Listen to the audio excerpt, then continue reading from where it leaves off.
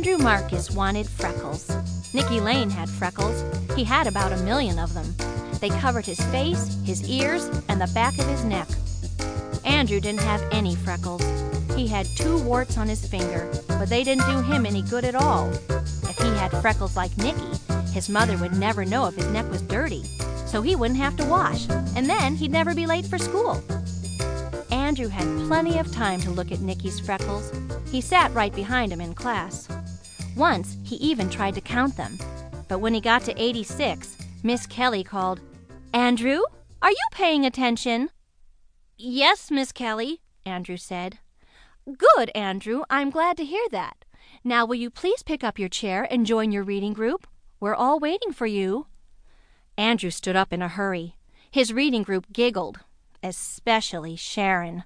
He couldn't stand that Sharon. She thought she knew everything. He picked up his chair and carried it to the corner where his reading group sat. "You may begin, Andrew," Miss Kelly said. "Page 64. Andrew turned the pages in his book. 64, 64. He couldn't find it. The pages stuck together. Why did Miss Kelly have to pick him?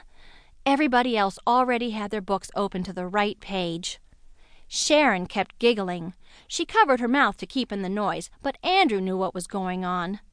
He finally found page 64, right where it was supposed to be, between pages 63 and 65. If he had his own freckles, he wouldn't have to count Nicky Lane's. Then he'd hear Miss Kelly when she called reading groups, and nobody would laugh at him.